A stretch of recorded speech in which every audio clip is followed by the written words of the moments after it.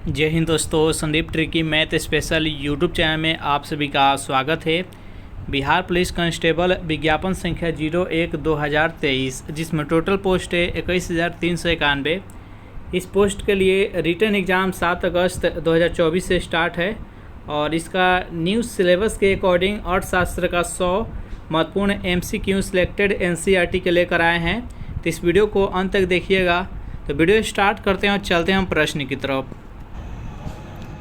पहला प्रश्न है आपके सामने, भारत में मुद्रास्फीति को मापा जाता है। ऑप्शन नंबर ए है थोक मूल्य सूचकांक के द्वारा, बी है शहरी हाथ से काम न करने वाले कार्मिकों हेतु उपभोक्ता मूल्य सूचकांक के द्वारा, सी है खेतिहरों श्रमिकों के लिए उपभोक्ता मूल्य सूचकांक के द्वारा और डी है राष्ट्रीय आय अपस्फीति के द्वारा। बताइए यहाँ पर 1 प्रश्न का सही आंसर क्या है। जो भी कैंडिडेट ऑप्शन नंबर ए के साथ जा रहे हैं थोक मूल्य सूचकांक के द्वारा, बिल्कुल ही सही जवाब है। चलिए नेक्स्ट यहाँ पर सेकेंड प्रश्न है आपके सामने कि नाबार्ड का पूर्ण रूप क्या होगा। जल्दी से बताइए यहाँ पर नाबार्ड का यहाँ पर फुल फॉर्म बताना है। तो सेकेंड प्रश्न का जो भी कैंडिडेट ऑप्शन नंबर बी के साथ जा रहे हैं national bank for agriculture and rural development, इसका राइट आंसर है ऑप्शन नंबर बी। नेक्स्ट यहाँ पर 3 प्रश्न है आपके सामने कि भारत में मुद्रा एवं साख का नियंत्रण किया जाता है सेंट्रल बैंक ऑफ इंडिया के द्वारा, industrial development bank of India के द्वारा, भारतीय रिजर्व बैंक के द्वारा और डी है भारतीय स्टेट बैंक के द्वारा। बताइए यहाँ पर 3 प्रश्न का सही आंसर क्या है।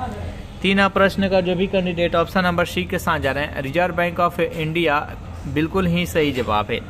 नेक्स्ट यहाँ पर 4 प्रश्न है आपके सामने, फिलिप से वक्र किसके मध्य संबंध को व्यक्त करता है। चारों ऑप्शन देखिए और बताइए यहाँ पर 4 प्रश्न का सही आंसर क्या है। तो जो भी कैंडिडेट ऑप्शन नंबर बी के साथ जा रहे हैं मुद्रास्फीति एवं बेरोजगारी, बिल्कुल ही सही जवाब है। नेक्स्ट यहाँ पर 5 प्रश्न है आपके सामने कि बैंक दर से अभिप्राय उस ब्याज दर से है जो, चारों ऑप्शन देखिए और जल्दी से बताइए यहाँ पर 5 प्रश्न का सही आंसर क्या है। तो बैंक दर से अभिप्राय उस ब्याज दर से है जो भारतीय रिजर्व बैंक के द्वारा व्यापारिक बैंकों को दिए जाने वाले ऋणों पर ली जाती है। इसका राइट आंसर है ऑप्शन नंबर डी। नेक्स्ट यहाँ पर 6 प्रश्न है आपके सामने कि निम्नलिखित में से कौन सा एक मौद्रिक नीति का उद्देश्य नहीं है। ऑप्शन नंबर ए है मूल्य स्थिरता, बी है आर्थिक अस्थायित्व और सी है आय एवं परिसंपत्तियों का सामयिक वितरण और डी है विदेशी विनिमय दर स्थिरता। बताइए यहाँ पर 6 प्रश्न का सही आंसर क्या है। जो भी कैंडिडेट ऑप्शन नंबर सी के साथ जा रहे हैं आय एवं परिसंपत्तियों का सामयिक वितरण, बिल्कुल ही सही जवाब है। 7 प्रश्न है कि किसी सैद्धांतिक रूप से यदि आर्थिक विकास की कल्पना की जाती है तो इनमें से किस एक को साधारणतः ध्यान में नहीं रखा जाता है। ऑप्शन नंबर है सकल घरेलू उत्पाद में वृद्धि, बी है विश्व बैंक से वित्तीय सहायता में वृद्धि, सी है सकल राष्ट्रीय उत्पाद में वृद्धि और डी है सकल राष्ट्रीय उत्पाद में कमी। बताइए यहाँ पर 7 प्रश्न का सही आंसर क्या है। तो जो भी कैंडिडेट यहाँ पर ऑप्शन नंबर बी के साथ जा रहे हैं विश्व बैंक से वित्तीय सहायता में वृद्धि, इसका right answer option number B. Next यहाँ पर 8 प्रश्न है आपके सामने कि 7वीं पंचवर्षीय योजना के अंतर्गत अपनाई गई विकास व्यूह रचना थी कृषिगत विकास से उन्मुख वृद्धि, औद्योगिक विकास उन्मुख वृद्धि, सेवा क्षेत्र विकास उन्मुख वृद्धि और ये सभी। बताइए यहाँ पर 8 प्रश्न का सही आंसर क्या है। 8 प्रश्न का जो भी कैंडिडेट ऑप्शन नंबर ए के साथ जा रहे हैं कृषिगत विकास उन्मुख वृद्धि, बिल्कुल ही सही जवाब है। नेक्स्ट यहाँ पर 9 प्रश्न है आपके सामने कि 10वीं योजना के मध्यावधि मूल्यांकन में अर्थशास्त्र के वार्षिक विकास की दर क्या रखी गई है। ऑप्शन नंबर ए है 7%, बी है 7.5%, सी है 8% और डी है 8.25%। बताइए यहाँ पर 9 प्रश्न का सही आंसर क्या है। जो भी कैंडिडेट ऑप्शन नंबर ए के साथ जा रहे हैं 7%, बिल्कुल ही सही जवाब है। 10 प्रश्न की किस पंचवर्षीय योजना में कृषि ने ऋणात्मक विकास प्रदर्शित किया था। 3री में, 5वीं में, 7वीं में, 9वीं में। बताइए यहाँ पर 10 प्रश्न का सही आंसर क्या है। 10 प्रश्न का जो भी कैंडिडेट ऑप्शन नंबर ए के साथ जा रहे हैं 3री, बिल्कुल ही सही जवाब है। नेक्स्ट यहाँ पर 11 प्रश्न है आपके सामने 11वीं पंचवर्षीय योजना में किस पर जोर दिया गया था। चारों ऑप्शन देखिए और बताइए यहाँ पर 11 प्रश्न का सही आंसर क्या है। 11वीं पंचवर्षीय योजना में किस पर जोर दिया गया था? तो अधिक तीव्र एवं ज़्यादा समावेशी समृद्धि पर। इसका राइट आंसर है ऑप्शन नंबर सी। नेक्स्ट यहाँ पर 12वां प्रश्न है आपके सामने। देश में सर्वाधिक समृद्धि दर प्राप्त की गई थी 8वीं योजना में, 10वीं योजना में, 9वीं योजना में और 7वीं योजना में। बताइए यहाँ पर 12वां प्रश्न का सही आंसर क्या है? जो भी कैंडिडेट ऑप्शन नंबर बी के साथ जा रहे हैं, 10वीं पंचवर्षीय योजना बिल्कुल ही सही जवाब है। नेक्स्ट यहाँ पर 13वां प्रश्न है कि भारतीय पंचवर्षीय योजना का प्रमुख उद्देश्य क्या था? चारों ऑप्शन देखिए और बताइए यहाँ पर 13वां प्रश्न का सही आंसर क्या है? तो स्वावलंबन एवं विदेशी सहायता पर निर्भरता कम करना। इसका राइट आंसर है ऑप्शन नंबर बी। नेक्स्ट यहाँ पर 14वां प्रश्न है आपके सामने। किस पंचवर्षीय योजना के अंतर्गत समाजवादी ढांचे की स्थापना का संकल्प लिया गया था? प्रथम पंचवर्षीय योजना, द्वितीय, तृतीय और चतुर्थ। बताइए यहाँ पर 14वां प्रश्न का सही आंसर क्या है? तो जो भी कैंडिडेट ऑप्शन नंबर बी के साथ जा रहे हैं, द्वितीय पंचवर्षीय योजना बता रहे हैं, बिल्कुल ही सही जवाब है। नेक्स्ट यहाँ पर 15वां प्रश्न है आपके सामने कि भारत के लिए आर्थिक विकास की एक योजना जिसे 1944 में भारत के प्रमुख पूंजीपतियों को एक व्यापक प्रतिनिधि समूह द्वारा तैयार किया गया था, को लोकप्रिय रूप से डैश योजना के नाम से जाना जाता है? मैसूर, इलाहाबाद, बम्बे और कलकत्ता। बताइए यहाँ पर 15वां प्रश्न का सही आंसर क्या है? जो भी कैंडिडेट ऑप्शन नंबर सी के साथ जा रहे हैं, बम्बे बता रहे हैं, बिल्कुल ही सही जवाब है। देखिए अर्थशास्त्र का जो प्रश्न रहता है वो थोड़ा सा डिफिकल्ट रहता है, तो थोड़ा इसका बेसिक के आपको तैयारी करना होगा। बेसिक थोड़ा सा पढ़ कर तब इसका एग्जेक्टिव क्वेश्चन लगाइएगा तो आसान लगेगा। और अर्थशास्त्र का थोड़ा सा वेटेज बढ़ गया है, 10 से 12 प्रश्न रखा जा रहा है एग्जाम में, तो आपको इस पर फोकस करना होगा अर्थशास्त्र, अगर आपको मेरिट लिस्ट बनाना है, आपका अगर रिजल्ट लेना है। नेक्स्ट यहाँ पर 16वां प्रश्न है कि केंद्रीकृत योजनाबद्ध अर्थशास्त्र के अंतर्गत डैश उच्च अर्थव्यवस्था के सभी महत्वपूर्ण क्रियाकलापों की योजना बनाती है? जल्द से बताइए यहाँ पर उद्योगपति, नागरिक, सरकार और न्यायपालिका। 16वां प्रश्न का जो भी कैंडिडेट ऑप्शन नंबर सी के साथ जा रहे हैं, सरकार बता रहे हैं, बिल्कुल ही सही जवाब है। नेक्स्ट यहाँ पर 17वां प्रश्न है कि किस पंचवर्षीय योजना के बाद अनवरत योजना यानी रोलिंग प्लान को लागू किया गया था? तीसरी योजना, 5वीं, 7वीं और 9वीं। बताइए यहाँ पर 17वां प्रश्न का सही आंसर क्या है?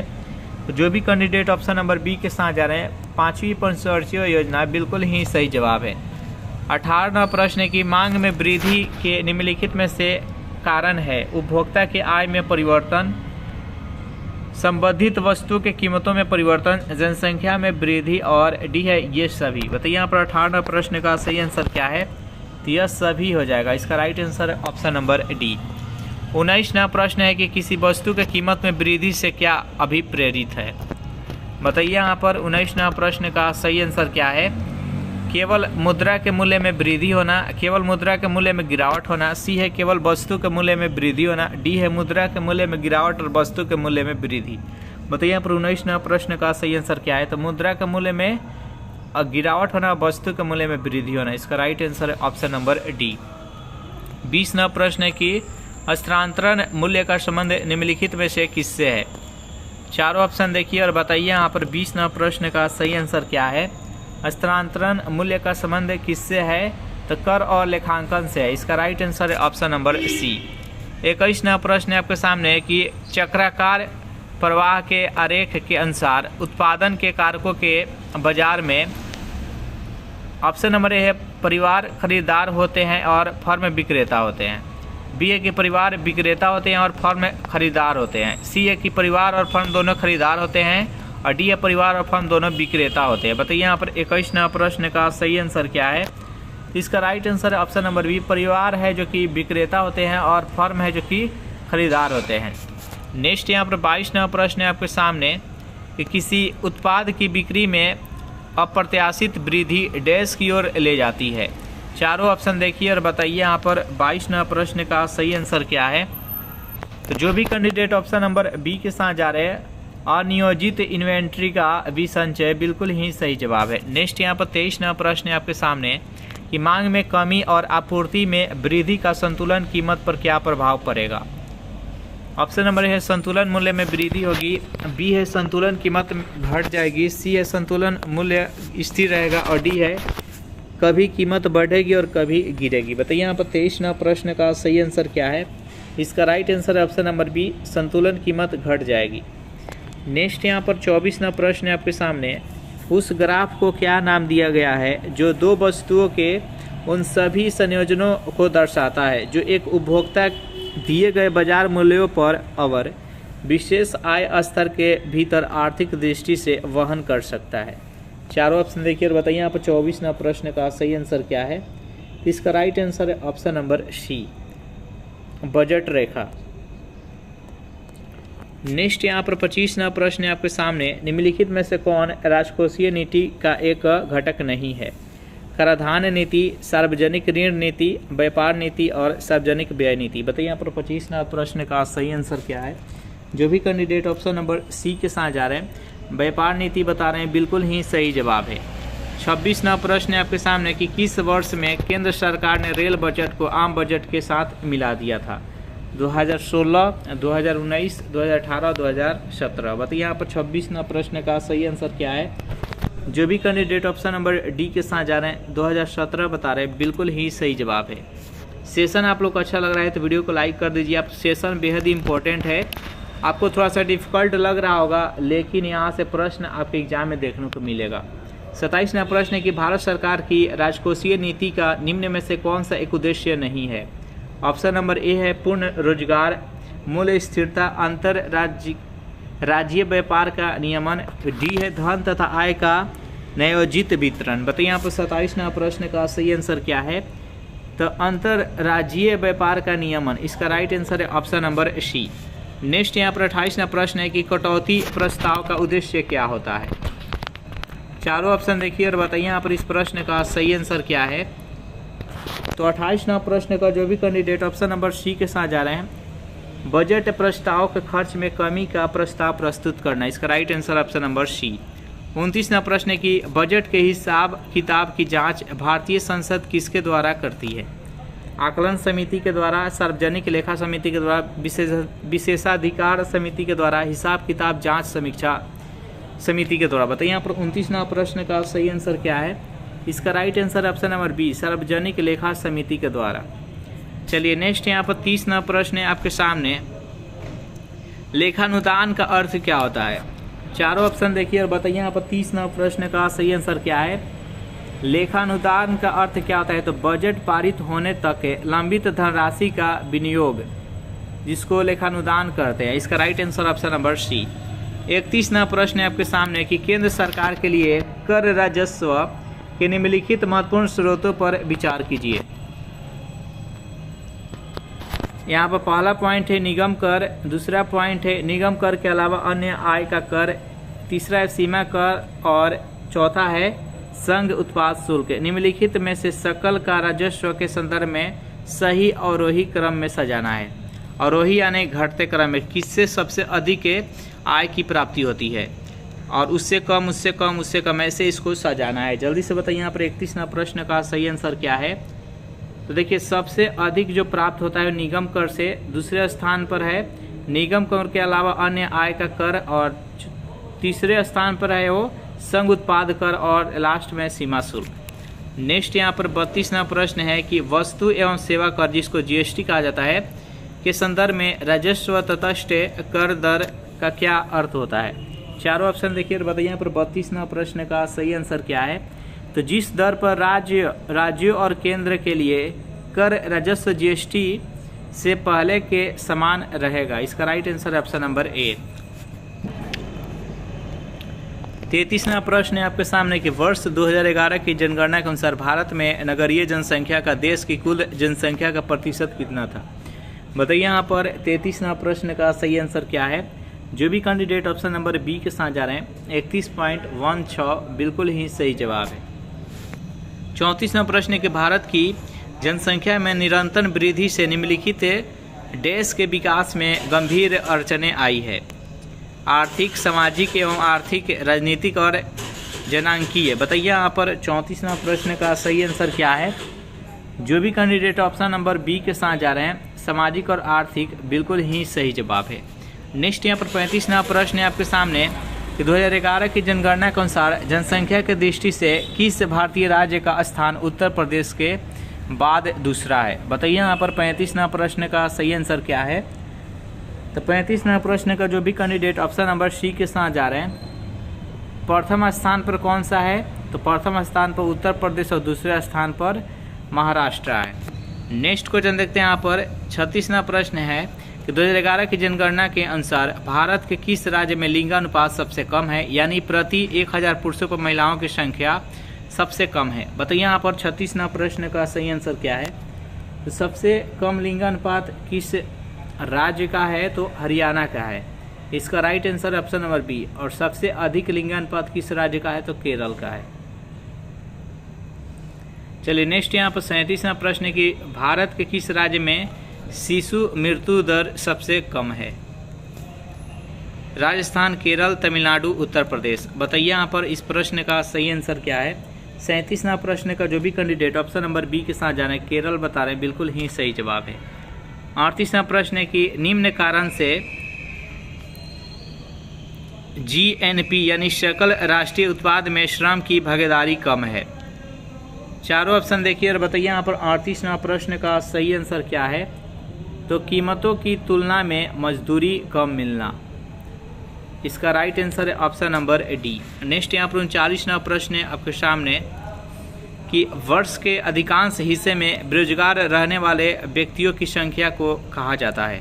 ऑप्शन नंबर ए है सामान्य स्थिति बेरोजगारी, बी है दैनिक स्थिति बेरोजगारी, सी है साप्ताहिक स्थिति बेरोजगारी और डी है उपयुक्त में से कोई नहीं। बताइए यहाँ पर 39वां प्रश्न का सही आंसर क्या है। तो सामान्य स्थिति बेरोजगारी। इसका राइट आंसर है ऑप्शन नंबर ए। नेक्स्ट यहाँ पर 40वां प्रश्न है आपके सामने, निम्नलिखित में से कौन महिलाओं के लिए आय उत्पाद कार्यक्रम नहीं है? चारों ऑप्शन देखिए और बताइए यहाँ पर 40वां प्रश्न का सही आंसर क्या है। निम्नलिखित में से कौन महिलाओं के लिए आय उत्पाद कार्यक्रम नहीं है? तो एकीकृत ग्रामीण ऊर्जा कार्यक्रम। इसका राइट आंसर है ऑप्शन नंबर बी। नेक्स्ट यहाँ पर 41वां प्रश्न है आपके सामने, पद राष्ट्रीय आय निरूपित करता है। चारों ऑप्शन देखिए और जल्दी से बताइए यहाँ पर 41वां प्रश्न का सही आंसर क्या है। तो राष्ट्रीय आय निरूपित करता है बाजार कीमतों पर सकल राष्ट्रीय उत्पाद मूल्यह्रास अप्रत्यक्ष करों से घटाकर सब्सिडी जोड़कर। इसका right answer option number C. Next यहाँ पर 42वां प्रश्न है, किस अर्थशास्त्री ने भारत में सबसे पहले वैज्ञानिक दृष्टि से राष्ट्रीय आय की गणना की थी? चारों ऑप्शन देखिए और बताइए यहाँ पर 42वां प्रश्न का सही आंसर क्या है। तो जो भी कैंडिडेट ऑप्शन नंबर बी के साथ जा रहे हैं, BKRV राव, बिल्कुल ही सही जवाब है। 43वां प्रश्न है आपके सामने कि भारत में अधिकांशतः बेरोजगारी किस प्रकार की है?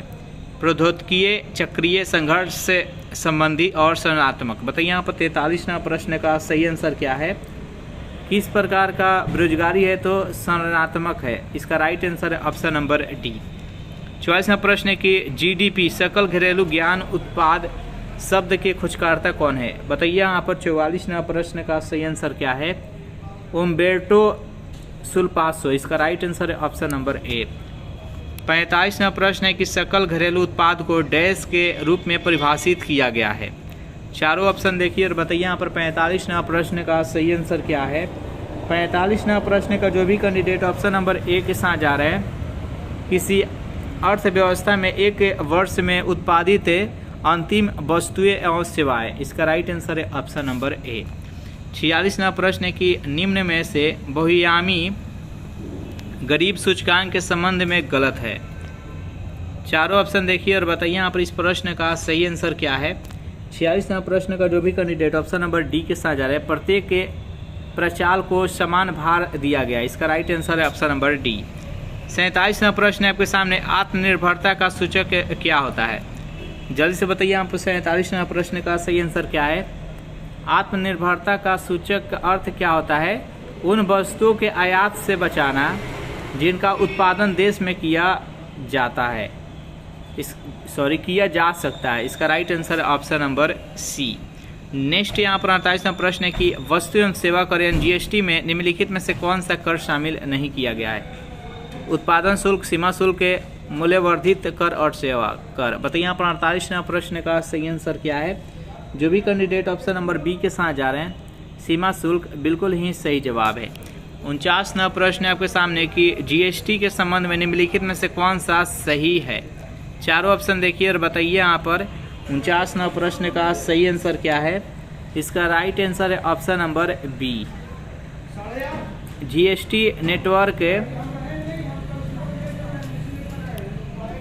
का गठन कंपनी अधिनियम के तहत किया गया था। इसका राइट थोड़ा एक ही में लिखा गया है, सही से बता देते हैं। जीएसटी नेटवर्क का गठन कंपनी अधिनियम के तहत किया गया था। नेक्स्ट यहाँ पर 50वां प्रश्न है, निम्नलिखित में से कौन सा क्षेत्र भारत की जीडीपी में सर्वाधिक योगदान देता है। चारों ऑप्शन देखिए और बताइए यहाँ पर 50वां प्रश्न का सही आंसर क्या है। तो तृतीय क्षेत्र देता है। इसका राइट आंसर है ऑप्शन नंबर सी। तृतीय क्षेत्र का है या सेवा क्षेत्र का है। देखिए इस सेशन में हम 50 प्रश्न देखे, बाकी का जो 50 प्रश्न है हम नेक्स्ट वीडियो में देखेंगे। वीडियो आप लोग को अच्छा लगा हो तो वीडियो को लाइक कर दीजिए, अपने दोस्तों के पास शेयर कर दीजिए। जो भी कैंडिडेट अभी तक इस चैनल को सब्सक्राइब नहीं किया होंगे तो चैनल को सब्सक्राइब कर लीजिए। Thanks for watching this video. मिलते हैं नेक्स्ट वीडियो में।